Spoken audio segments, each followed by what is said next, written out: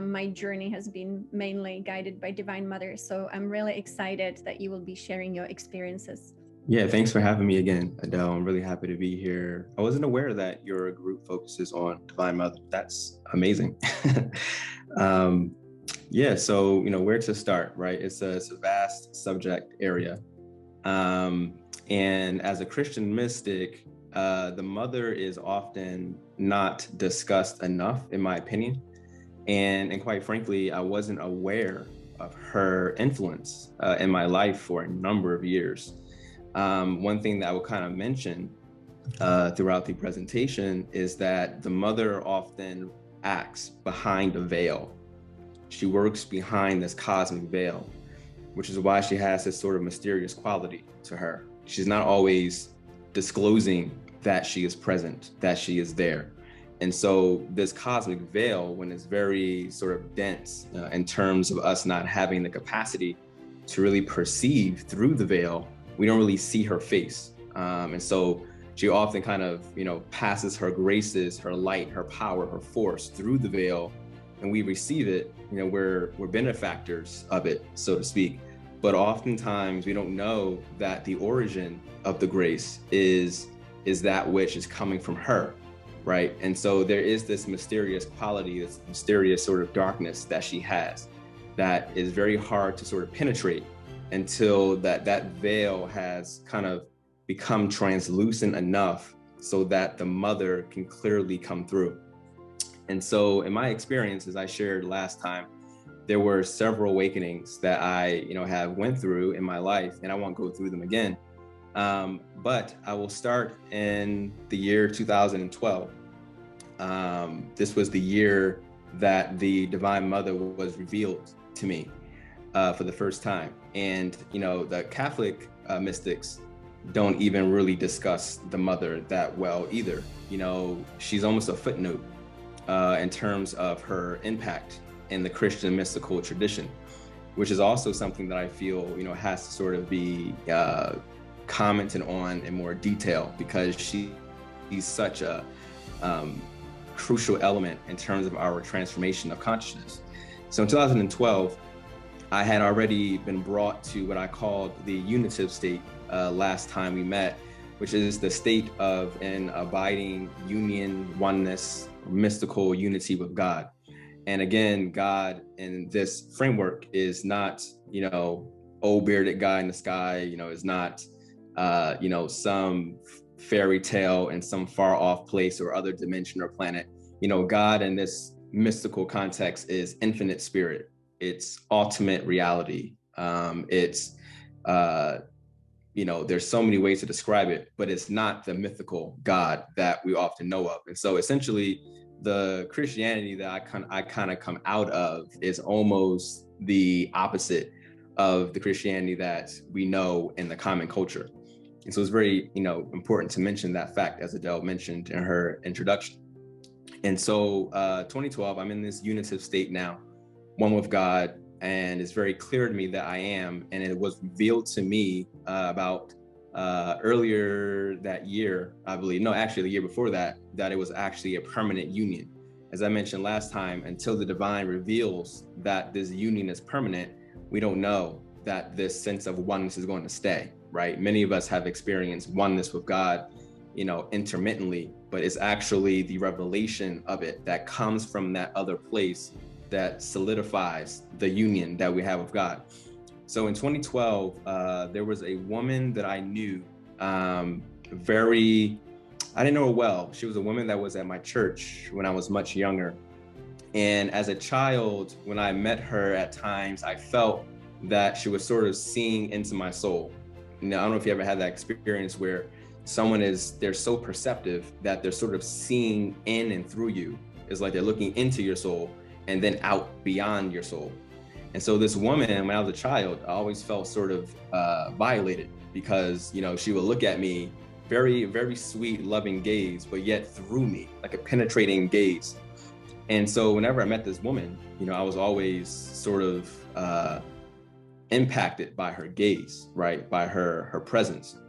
And so in 2012, she actually passed away. And I had not seen her for a number of years up to that point. But as I matured in my development as a teenager, early 20s, she often would encourage me when I saw her. She would often give me words of wisdom, and she was a very quiet person. She was a very reserved person. And so in 2012, she passed away. And I got the news at my parents' house. I was sitting in my room, and they mentioned to me, my mom came into my room and said, she passed. And when I heard the news, I sat down and I was sort of devastated, but not in a bad way. I knew that she had transitioned to the next stage of our development, evolution. And yet I kind of felt sort of sad because I had not seen her, I had not saw her out to sort of thank her for her presence in my life, for influencing my life in such a positive way. And so I didn't have that opportunity to really thank her. And so I'm sitting on my bed when suddenly I become aware that there's a shift in the room's energy. I got to a point in my development where I was really good at picking up these subtle shifts in the room. And so I looked up and I felt there was something in the room now that kind of came in from out of nowhere. So I'm sitting on the bed, and at first, I'm sitting here observing again this sort of cosmic sort of vastness that had no context to it. And as I'm sitting there, I had so many experiences of the divine up to that point. I mean, I had out-of-body experiences, ecstasies, raptures, so many different experiences of the transcendent. And yet I'm thinking to myself, I've seen it all, right? I've seen all of the divine. What is this, cosmic, unidentified presence that is not speaking, right? So I'm sitting here, and as it came into the room, I just kept my eyes on it. And as I kept my eye on it, what happened was this presence began to then become gradually more familiar to me. It was almost as if it was revealing itself. And as it revealed itself, I became aware that the woman who had passed away was actually in this sort of mystical presence, that she was in there. And again, this is not, a paranormal sort of phenomenon, right? Because we do have paranormal experiences in this world, but there are experiences of those who have gone beyond that are actually communicating to us from the ultimate realm, right? Because you have this great chain of being, right? So you have ultimate spirit at the top, and you have like matter at the lower end, and in between matter and ultimate spirit, we have, these different dimensions, angels, spirits, various, ancestors, different types of archangels, all these different types of beings are in between. But when someone has completed their overall soul's journey, throughout the realms, this ultimate spirit, is where they sort of are now residing, as opposed to the kind of intermediate portion of reality, right? And so she was coming from this ultimate place, as opposed to the relative place, which is in between the matter and in between ultimate uncreated spirit. And so she's coming from that place, and I knew it. And so I knew that her journey was done, that she had, I don't know how many lives she lived, or how many rounds she has taken to get to this point, but I knew she was finished, because I saw in that experience a finality, that she's done. And now she's in this sort of divine atmosphere where, she's kind of passing through. And as I sat there kind of witnessing this, it felt very feminine to me, this transcendent presence. And in my experience, the divine transcendence was always somewhat masculine, meaning that it was always somewhat aggressive or somewhat forceful, right? Is it this notion of, God is going to do what it's going to do. And so I always felt kind of pushed around by this transcendent divine, because it's like it has a work to do in you, and it's going to do it. And even though I have to comply on some level, it had a work to do. And so it was very insistent and sort of pushing me along, right? To the point where, as I mentioned last time, I feared for my life at times, because this divine transcendent, it has an impersonal quality to it, right? So the divine transcendent is often said to be impersonal, meaning that it doesn't care about your person. It's totally beyond personhood. It's beyond humanity itself, right? It's its own thing. And it's doing something in me that I have to sort of surrender to, very aggressive. But the irony was that this transcendent presence in the room was profoundly feminine. And so I was almost confused. Like, how is it that the divine is transcendent and also feminine, right? And so as she kind of came into the room, she sort of passed through this sort of feminine cloud and then disappeared. And then once she disappeared, there was a feminine cloud still there, but it wasn't her.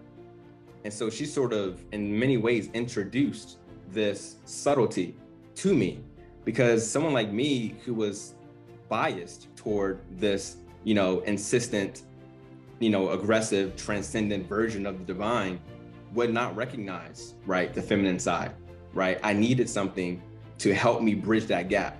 And this is the marvel of the mother, is that she is also a revealer, right? And I'll get into more of the context a little later. So as this woman that was so much in my life, she passed on and through. And then as I'm in this divine, almost feminine presence, I know now that I'm in the presence of the Almighty Divine. I'm like, this is not just now a soul that has gone on to this ultimate realm. This is actually Almighty Divine. And so I fell on my knees, weeping. Like, I literally fell on my knees and I was crying. And I was crying because I then had the realization in that moment that the mother was this secret force in my spiritual life that was behind the entire thing. Like, she was the mover, the initiator, right? The person that, or the entity rather, that protected me, right? And at various points in the journey when it got too difficult, right? The mother, as a personal, transcendent presence, has a quality of looking after our humanity, right? She honors that. Whereas the impersonal transcendent doesn't really care about that. It's like, I got something to do, I'm going to do it. You like it or you don't, right? But yet the mother has more of a personal, intimate quality to her. She has a quality of, I'm going to sort of comfort you, right, in the midst of suffering. I'm going to comfort you in the midst of having a broken heart, right? And so as I sat here on my knees now, weeping, I sat in the midst of this divine feminine presence for about an hour. As I sat there, she just kind of hovered over me. And it was both consoling me in some sense that this woman that meant a lot to me has passed on, but bigger than that, it was the recognition that this divine feminine presence was now moving to the foreground of my awareness. So this was a big shift, because the shift in my experience of the mother being a secret force to the mother actually being a clearly revealed active source in my life. And so once that happened, my whole entire journey changed. And so the next couple of days after that experience, my brother at the time was in the Peace Corps in Mongolia. And so I got on the phone, I called him and I said, hey man, listen, something happened to me. Like, you won't believe what happened to me. And my brother says to me, did she appear to you too? And I was like, what? And I knew exactly what he was talking about. And as I talked to him about, what happened to him, I said, wait a minute, what happened to you? And he said he gave me his own version of the Divine Mother that came to him. And this also reveals to you just the diversity of her revelation, that she doesn't come in one way. She has an infinite variety of ways that she reveals herself. And so according to my brother, he was sitting down, I think he was in prayer, and he felt this sort of embodied feminine presence next to him without a body. And so it was so embodied, yet it was also without a body. And he felt this sense of nearness, right? He knew that it was this woman that we both knew growing up as children. And this woman was there and then she wasn't there, right? And so now there is for him this divine feminine presence that is now penetrating his own awareness. And as I share my own experience, which was very different from his, it was so obvious to me that the gift of this woman to us was the Divine Mother. And what's also profound about this is that the mother is often incarnate, meaning that she incarnates persons who have the proper soul receptivity to actually receive her. So people like think about Mother Mary, for example, in the Christian story, right? That she actually was an incarnation in some ways of this higher divine feminine presence, right? And so in this woman, we had, in my own experience, the incarnation of the Divine Mother, who was there comforting us when we were, down in our journeys, when we felt like we couldn't make it. And here she was, very timely, very synchronistic, always revealing to us, that there's a plan in place, right? Stay the course, right? And so there's this quality that, she had where she always met us where we were. And the Divine Mother has a quality where she always meets us where we are, whereas the impersonal transcendent is pushing us beyond where we are. But the Mother is always meeting us where we are. And so there's a sense of compassion that she has, a very nurturing sort of humanistic compassion, where she actually honors the fact that we're human and that we are prone to breakdowns and failures and disappointments and discouragements of things of this nature. And so the Mother has these varied ways of revealing herself. And so that was my introduction to the Mother. And I wanted to start with that story because it really illustrates how the Mother reveals herself at the intersection of a broken heart and also receptivity. It's very important because the Mother, for most people, even people that are mystics and contemplatives and spiritual seekers, is a mystery, because the Mother reveals herself at the intersection of a broken heart and receptivity. And it's at that intersection where that veil starts to come down and that she reveals herself right in front of us, as opposed to working just behind us. And so after that initial experience, about 4 months later, I became aware that there was a presence that was over my head, like a little mini sort of feminine cloud over my head. And for several years, this was there, like a very quiet, subtle presence. And I began to notice in my times of prayer and meditation that this cloud was actually raining grace down from above into the crown and into the body, that she actually was descending upon me, right? And so an important thing to talk about in this talk as well is this importance of the path of ascent and distinguishing that from the path of descent. Because the Mother is the path of descent, whereas most of our traditional religions and spiritual systems are the paths of ascent, right? We're trying to awaken the Kundalini energy. We're trying to open up our chakras. We're trying to, meditate our way into higher states. We're trying to, use psychedelics and do different types of modalities to really open us up, right? We're trying to go up, right? We're trying to ascend up. The Mother doesn't do that. The Mother is top down. So it's a different path. And so most of us start our journeys going from the bottom up, but the Mother always starts from the top down. And what I didn't realize until that moment was that every spiritual awakening that I actually had in my life always came from above. Every single awakening that I ever had came from above. And I realized, oh my God, like the Mother was actually behind this entire process, right? Going back to when I was 15, 17, 21, 22, all these major milestones in my spiritual life, all the major shifts of consciousness in my life were literally descents, this sense of the divine coming down from above the head and penetrating. And so the beautiful part about this journey that I'm on is that as you realize that the Mother is the one that's really in charge here, right?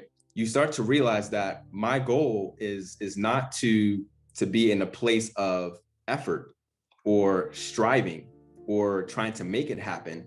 Rather, it's about how do I keep my heart so open that I can receive the Mother's grace, right? That I can receive the Mother's grace, because the Mother communicates to the heart. Like the heart is where she is speaking to. That's where her grace is going. And when she's working from behind, right, the heart. So the heart, is right here, kind of midsection of the chest. She works from behind the heart. And yet we often don't have the awareness that it's the Mother that is doing that the actual force is the Mother. We think that it's, something else, but it's the Mother's secret force that's working, coming down and also from behind. And so the broken heart is the pathway to the Mother's vision. And what that means is that the mother meets us in our suffering. Now, when we are suffering, we can either constrict or we can expand, right? Most of us in suffering constrict, right? Because our personality defenses are high. We're trying to protect ourselves, right? From the hurt, from the pain, right? All that is very human to do that. That's why I say that it's not just the broken heart that's important. It's the receptivity that's also important. There has to be the intersection of the broken heart and receptivity. And so when the heart is broken and at the same time is also dynamically open, right? Receptive, meaning that it's willing to open itself up and look out at what's in front of it. That is a beacon for the Divine Mother. She is almost waiting for the opportunity in order to, really reveal itself to us. And the reason why she's a mystery to most of us in our journeys is because we suffer and we constrict. Somatically, psychologically, emotionally, we constrict. We don't even know it. It's like an unconscious mechanism, a reflex. We constrict, which is why suffering, if properly understood, is the capacity that is developing in us to open and not to close.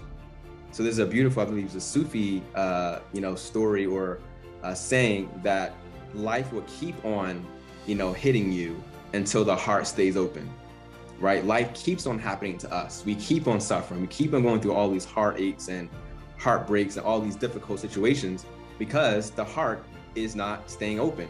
It is hurt and it constricts. The mother's like, you hurt, but expand and open. And so really it's a conscious practice to keep our hearts open in the midst of suffering. And that is what opens us up to the mother.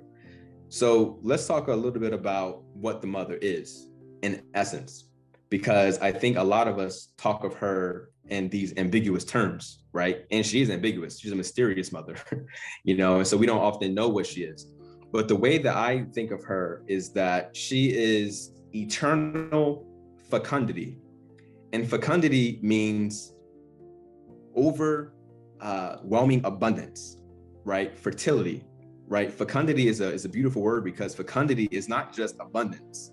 It's excess abundance. It's infinite abundance. The mother itself is infinite abundance. That's what she is, infinite abundance. And in experience, she's actually the divine atmosphere, if you will. She's the actual divine air that sort of interpenetrates all that exists. And so she's almost, eternally speaking, she's uncreated. So the mother was never created. There was never a point at which she was created, right? We talk a lot about Mother Earth, right? But that's a relative term, right? Relative to the planet. But prior to Mother Earth, right, which is our archetype of the actual ultimate mother, but the Divine Mother herself, she is uncreated, right? She is unbegotten, meaning that from all eternity, the mother existed, right? And again, these terms, mother, father, all these kind of superlative terms we use in the human condition, they are relative terms, right? So strictly speaking, she's not a mother. Like, she doesn't have any children, and she doesn't give birth. We speak of the divine metaphorically because we're humans, and so we don't have the actual way to really expound upon these higher realities without using analogies and metaphors, right? So metaphorically, we speak, right, of the Divine Mother, but in itself, she is infinite abundance, right? She is infinite fertility. And what that means is that, we talk about in Christian mysticism about the Trinity, right? And the Trinity, again, is a metaphor, but it's not Father, Son, Spirit. Trinity is not that. The Christian contemplative Bernadette Roberts has a beautiful way of talking about this. The Trinity for her is unmanifest divine, manifest divine, and manifesting divine.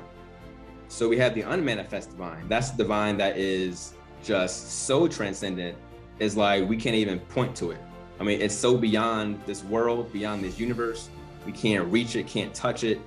So that's the unmanifest aspect of the divine. We have the manifest divine, and that's divine in nature, right? If you're a lover of nature, you know that when you encounter the manifest divine, when you're walking through a beautiful garden, or you're hiking, or you're on the lake, or you're in the ocean, You see this divinity, right, in nature, right? That's divine manifest. And you also have the manifesting, and that's almost the creative unfolding power of the divine, how the divine is moving. It's a flow. So you ever experience a sense of flow within yourself, right? A movement through and out of creation, right? That's the manifesting aspects of the divine. So we have the unmanifest aspect, the manifest aspect, and the manifesting aspect.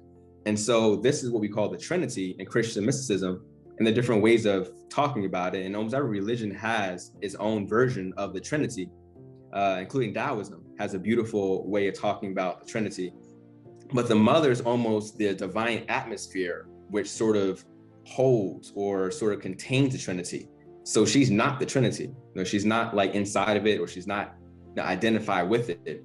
But in Christian terms, the Trinity and this divine mother, there are Godhead modes of infinite expression, so to speak. So the divine mother is just this divine atmosphere in which the Trinity dwells. It's like the divine air in which the Trinity actually dwells. And so it's quite amazing to think about, because the mother comes through the Trinity. So for example, in my experience, she came through the transcendent, right? I'm looking at this transcendent cloud, this transcendent presence that came into the room.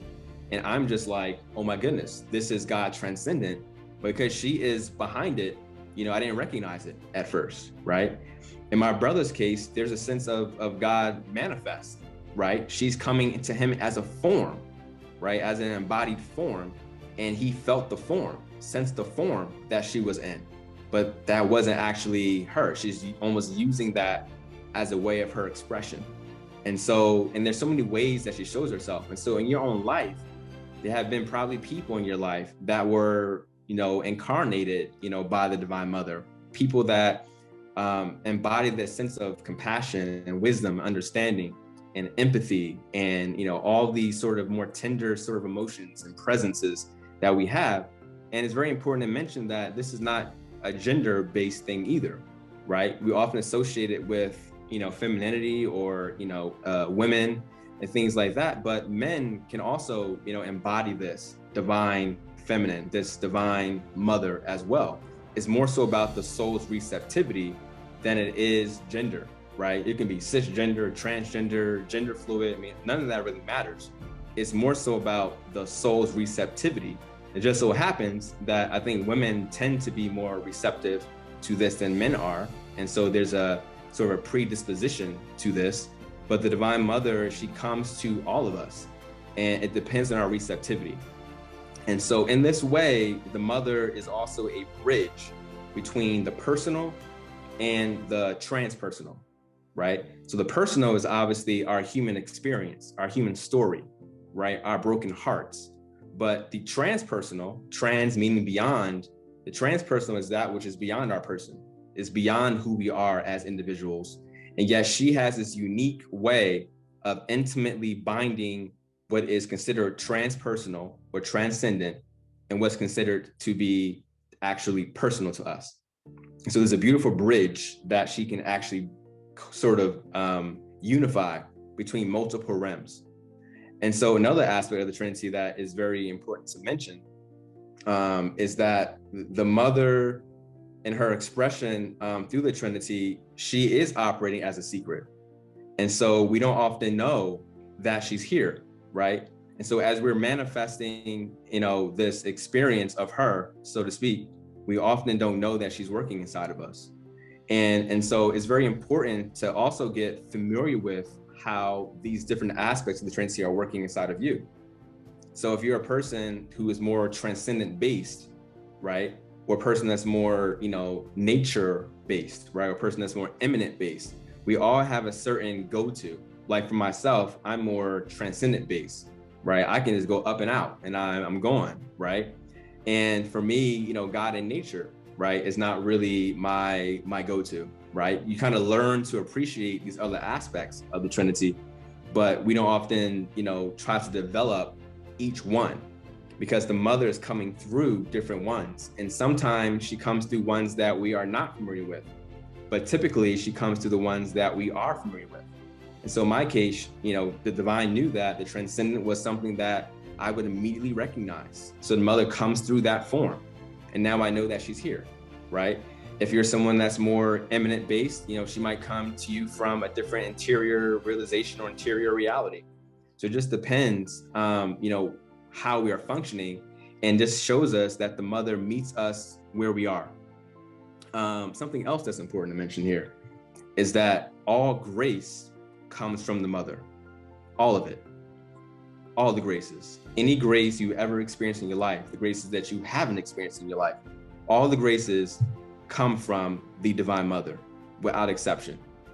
And so for most of us, we don't understand or appreciate that grace is coming from above the head, right? I mentioned last time that in Christian mysticism, we talk about infused contemplation.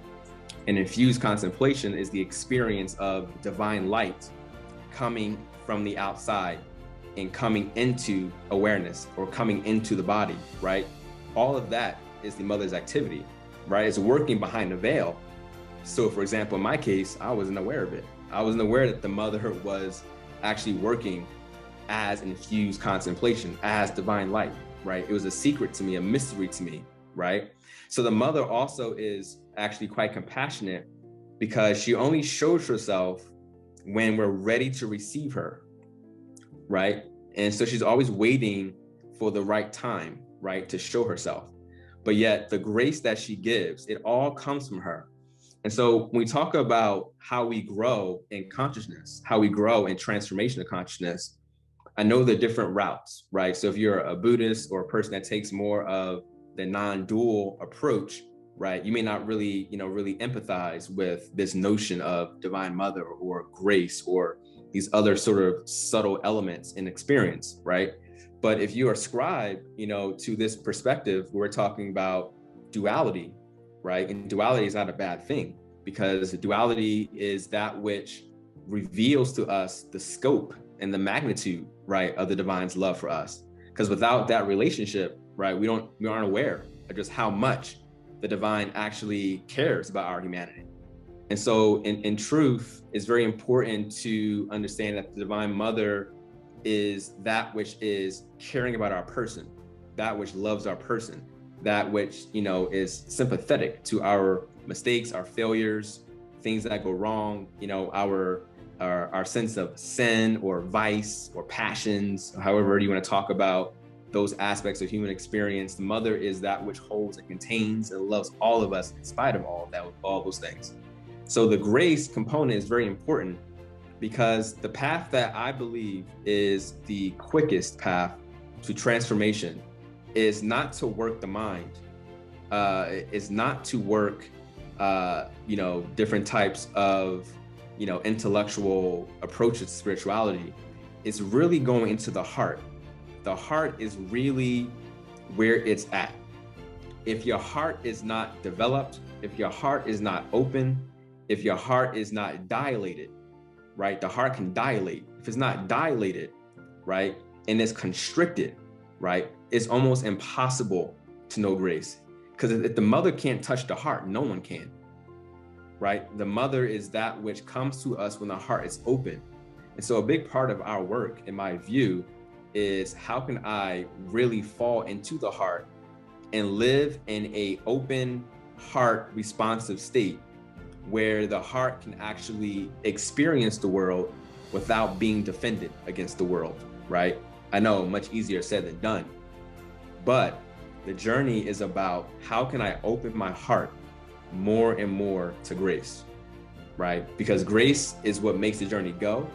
And if I'm being honest, if grace didn't exist, I probably wouldn't be spiritual, because it's almost like you work for something and it's like nothing happens. I mean, many people do this. You work for your spiritual life. You work so hard at it, nothing happens, right? And what we don't understand is that we are the limit of our own realization. We can only know as much of ourselves as we know, which is why it's so important to have this transcendent influence, right? That's kind of breaking into our ignorance, right? Because if you're ignorant, right? If you're ignorant of these divine realities, you're ignorant, you don't know. And so it takes some outside force, some outside influence to really break into the unconscious, to break into our ignorance, to break into the part of us that does not know, right? And so really, I love that all of you focus so much on the Divine Mother, because it's not even about an intellectualization of the Divine Mother as it is about how can I be in a state of receptivity so that the mother can be contacted, right? Something else is also important to mention about the mother is that faith here is very, very important, because we can't see the mother, right, with our physical eyes, right? And so faith is not about belief, right? You can say, I believe in her existence, for example. I believe mother exists. That's great. But faith is not about believing. And so as a Christian mystic, there's a clear delineation between believing something and having faith in something, right? Belief is always about evidence. It's about intellectualization. It's about concepts. It's about figuring things out, putting two and two together. It's about circumstance. It's like, these things happened in my life, right? And so because these things happened and they were synchronistically happening, that's why I believe this, right? All of that is within the realm of belief, right? And belief can be doubted, right? Belief is not something that, is, indisputable. You can doubt belief, but faith is very different. Faith is really a mystical capacity. It's a mystical seeing. And by mystical, I just mean that it is a knowing that is not based on the mind or our emotions or our feelings, right? It's more so a knowing that comes from deep within, right? And it's a knowing that is kind of contemplating what exists, and the mind is sort of not even involved at all. And so a great way to sort of increase your capacity for faith is to sort of begin to drop your dependency on beliefs and see what happens. Because we are always unknowingly dependent upon beliefs. We kind of hold on to beliefs so tightly. And when our beliefs are questioned or they fall apart, all of a sudden our faith falls apart, right? But we don't realize that's not our faith that's falling apart, it's our belief that's falling apart, right? And when beliefs fall apart, faith then has the ground to really flourish and evolve. And so for a lot of us, when it comes to Divine Mother, we don't actually have that contact with her because we don't see her with the eye of faith, right? Because the mother wants us to see her, right? She's behind this veil, and all of our beliefs are almost like dirt that sort of obstruct the veil. It kind of makes the veil a lot more muddy. We can't really see through the veil, right? And so as our beliefs decrease, our faith can increase. It's almost like this tipping scale when it's like, when you have a lot of belief, you have not a lot of faith. When there's a lot of faith, there's a whole lot. When you have a lot of faith, there's not a whole lot of belief, right? And so it works in these different kind of ways. And so one of the ways that you can sort of tap into faith is to gradually learn to kind of let your beliefs go. And if you feel any fear around that, that's normal, because the fear is that, my beliefs are my certitude. My beliefs is what gives me the confidence that I'm in the right place, that I'm in the right journey, right? But it's the faith. It's sort of that unknown quality.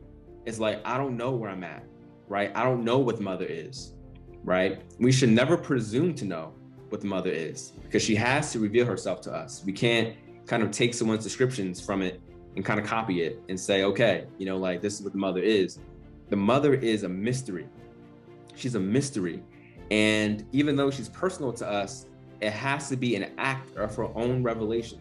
She has to do it on her own. We can't, conjure up in our minds this image, this archetype of the mother in our minds and think we know who she is or what she is. It's more so about, how can I get into a state of heart receptivity and also faith? Because faith and the heart go together. If anything, faith is actually located in the heart.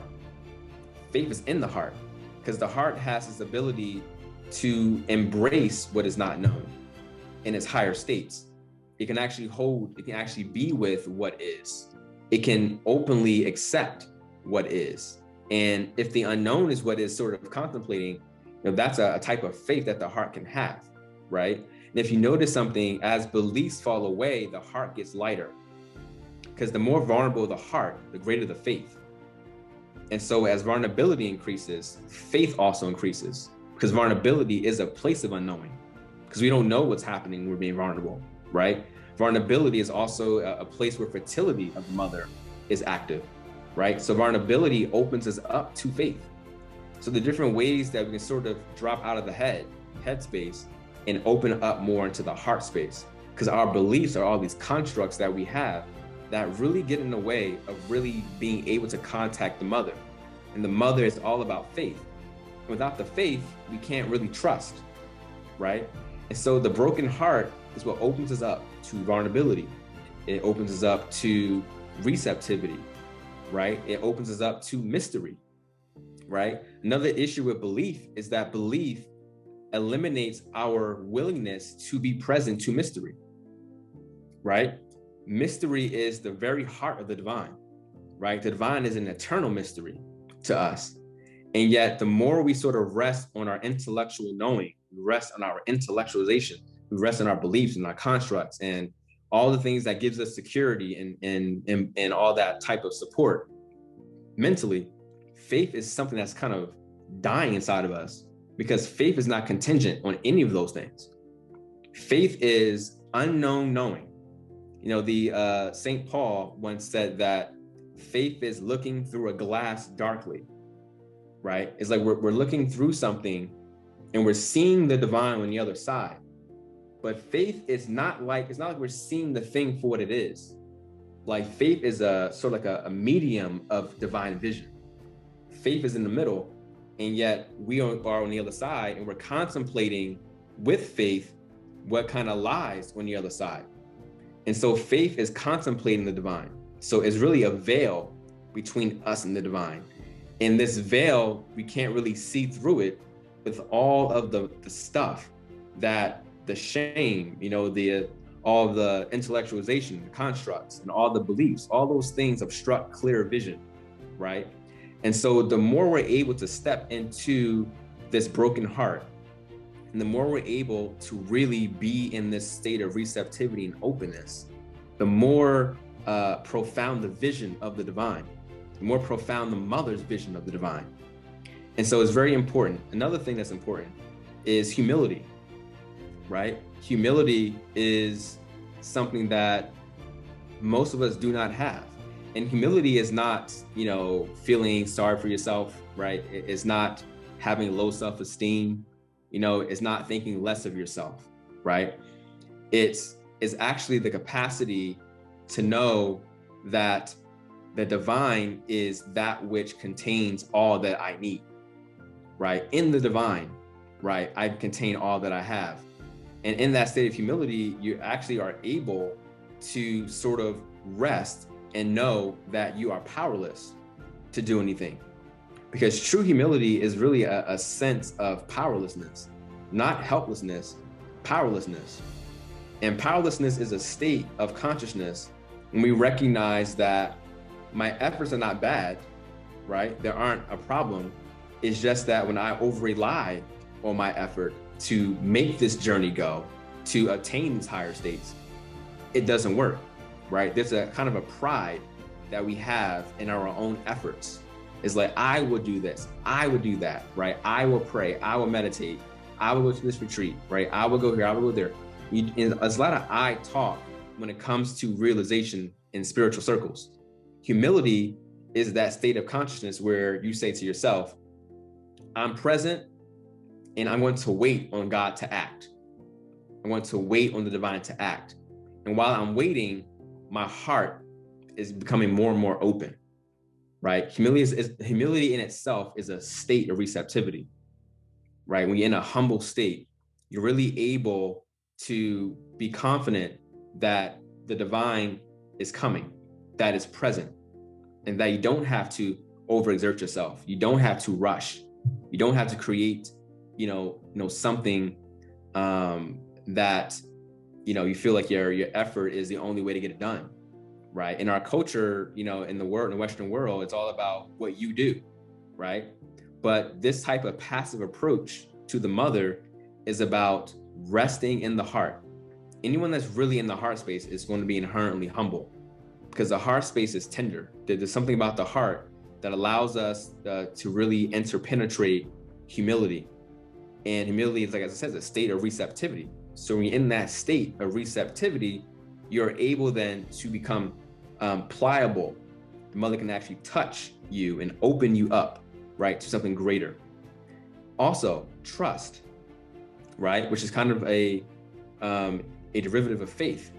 Trust is something that is also equally important, because you can have faith in seeing the mother, but you have to trust what's being seen, right? You have to trust that the mother is orchestrating this journey, right? That the pace of your journey, right? How it's moving, right? All the paradoxes of it, right? We often think we aren't growing, but that's not true. The mother is working in secret. And that's really the mystery here, is that the mother is working behind a veil. It's not until we are at a sufficient place in our hearts where the mother can kind of come through, as I said, from above and from behind is how she's revealing herself. And so in this way, since she gives grace, every high state of awareness from, the unitive state, oneness with God state, cosmic consciousness, Christ consciousness, enlightenment states, all of those states are initiated by the mother's grace.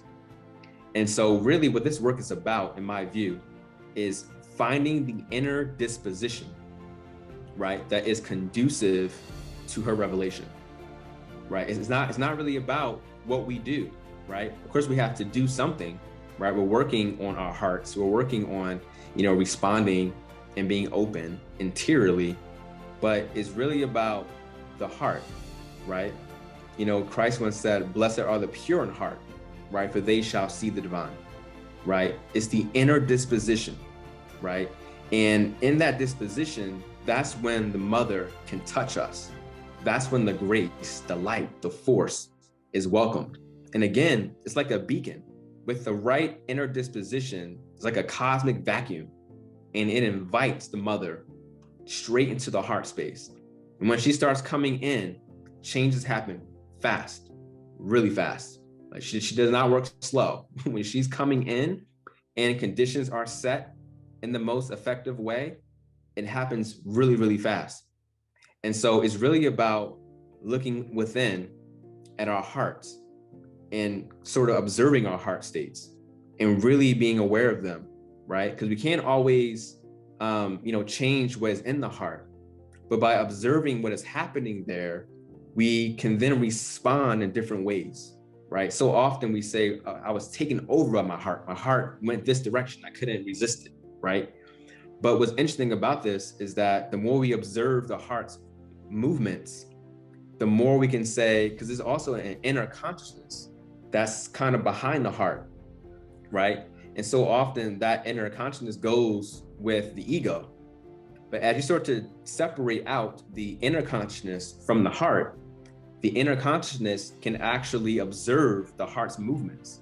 So even if the heart is going in some paradoxical direction, right? You can kind of stay deep inside, quiet, still, silent, right? And in this kind of silent witnessing state, the heart will gradually kind of realize, wait a minute, I'm not actually centered, right? I'm going off center.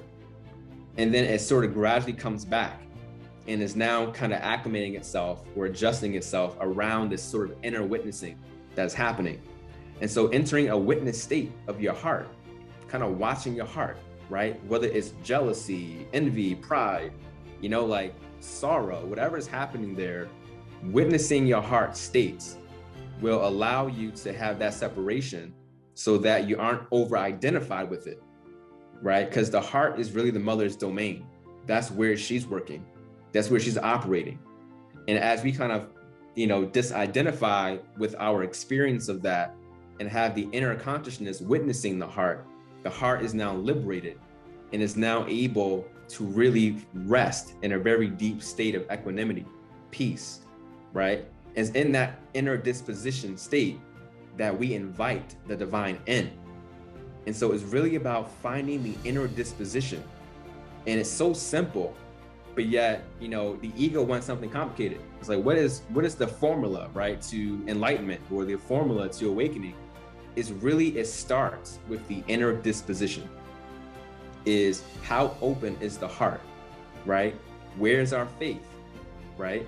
Are we standing in the unknown, or are we operating out of insecurity through our beliefs, right? All beliefs are derived from insecurity, right? The ego creates his own beliefs to feel secure, right? Take away all the ego's beliefs and you're standing there naked, the ego is exposed, right? But in this sort of state of naked openness, right, we can learn to be comfortable there, right? We find that this deeper eye of contemplation, this deeper faith begins to emerge, because faith is not about knowing. Faith is about unknowing. It's unknowing that's important. What we have to also understand is that unknowing is knowing. Unknowing is knowing, right? But to the ego, which wants its security, right? It wants all its religious beliefs. It wants to know 1 + 1 is 2. It wants to know everything in a formula. But that is a state of insecurity, right? But standing in faith and letting your beliefs go, even as a practice, for example, an easy practice to do is to go into a quiet place and consciously release all your beliefs and see what happens. What happens? Because you'll feel inside this sort of anxiety. Like, oh my God, I'm letting go all these beliefs, right? And then also all the evidence that you have constructed for your beliefs, right? All those things. And then as you let all that stuff go, there's a lot of anxiety, because we get that sense of certitude from the ego's beliefs, right? Whether they're about the divine, whatever your beliefs are, about whatever, all those beliefs are constructed to give the ego a secure yet false sense of reality, right? Because our beliefs gives us a false sense of reality. It's not reality as it is, it's reality as the ego believes it to be, right? And so a part of this awakening process is deconstructing our beliefs so that we can move into this open spaciousness, right? It's about the spaciousness, right? Because the Divine Mother truly is infinite spaciousness. She's infinite spaciousness. And in that spaciousness, she can come into us, right? When we are now working out of our own spaciousness, and there's a match made between her being and our being. And now we can have a sense of unification, right, with her. Because now she's like, I see. There is now a beacon, right? There's a light that's flashing, and now I can come into you. So there are a lot of practices here that you can do that can really sort of, really deepen this inner disposition, right? It's about developing the faith, the trust, the humility. It's about keeping the heart open. And it's about staying there without expectation, right? You know what I'm saying? I'm doing this so I can get enlightened, later. It's like, no. It's like, I'm going to actually be patient. I'm going to abide here as long as it takes, come what may. And it's in that inner disposition that the mother, as infinite spaciousness, can really come in. And as she comes in, as I said, transformation happens fast. It happens quickly. And so I'll end with that. I want to really emphasize just the importance of this inner disposition of the heart that has to get to a point of receptivity and openness. And we have to develop these virtues of humility, faith, trust, patience, right? Self-acceptance, vulnerability, right? All of these are states of consciousness that are pre-awakening states, right? Because we often want to jump right to the awakening. We don't understand is that we have to first fulfill the pre-awakening states, right? There are pre-awakening states that are prerequisites to awakening.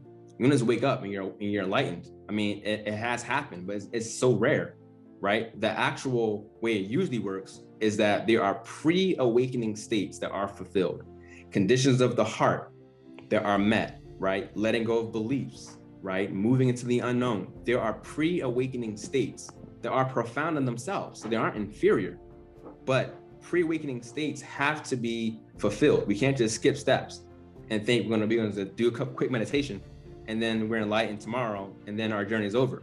It's like, it's not how it works, right? And so this inner disposition is really the foundation upon which awakening is based, right? So to have a fully blossomed sort of spiritual awakening and ultimately enlightenment, the inner disposition has to support the entire structure of higher consciousness. Thank you.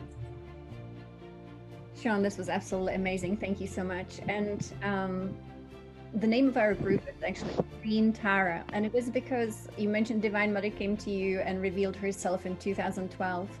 I was a little behind. Divine Mother came to me and revealed herself in 2017. And when she first came, and I would like to share this because it really, it's a really nice addition to see how she works through all of us exactly in the same way, and yet in so many different faces. So she first appeared in the middle of the night as this amazing transcendent light, but it was divine feminine, and I had never encountered such fullness. But I'm a Yogananda's disciple, so he talks a lot about Divine Mother, but I never had such a full-blown encounter with the light of Divine Mother. And that was when I understood that she is the mystery. She is this cosmic field of everythingness, and she is the light, and she is the dark. She is the duality of all things. She's the manifested and unmanifested. And then in the morning, I went in the bathroom, I looked in the mirror, and above me, I could see it in the mirror, was this presence as the green woman, and I was like, that's the Green Tara. My brain immediately assigned a label. But that's why I started to call this work that we do here Green Tara. And so that was her first really embodiment. But then she kept changing her faces, and she kept going from different embodiments. Like she would be like Pallas Athena working with sacred geometry. Next day she was Adi Shakti, and all of these. And so I wanted to say something the way that you said it, just in different words. The most important thing she always teaches me every single day is she has a 4-step process. And that 4-step process is to relax physically, emotionally, mentally, like you said, to let go of the personality self. And then the second step is to let go. So again, on every single level. And then to trust. And then finally, when we have enough trust, to surrender. And she says, when we follow these 4 steps, we will actually heal the world. We will heal our lives, because then when we are gone, in a way, because we've surrendered to her, she can come through and she can do her work. But as long as we have some beliefs about things, and we have, likes and dislikes, she couldn't fully move in. And so the way that I was working with her since 2017 is I eventually got to a place like what you described. She calls it to me the sacred heart within us, this energetic heart. And when I moved to that place, she came in and I actually died. I just stopped completely existing, because that was my surrender. I said, you know what, you can have me. So it felt like death. But in that moment, I exploded into the entire cosmos. And I got to know what it's like to be that infinite consciousness that is not in form. And so I think it's exactly what you described. And I think that's wonderful to hear it, because many of us had experiences with Divine Mother. And like you said, it's the ultimate evolutionary force that is a mystery. And we just have to have that open heart and do our work, but do it in surrender. That's beautiful, Addie. Absolutely. Yeah, the surrendering part is a whole nother talk, but that is so crucial for this work to really flourish inside of us. Definitely. Well, thank you so much. And thank you everyone who joined us today for the call. This is a beautiful transmission. I definitely feel Divine Mother with us very strongly. Thank you, Sean, as always. This is very precious, and we are just so grateful. Thank you. Yeah, thank you, everyone.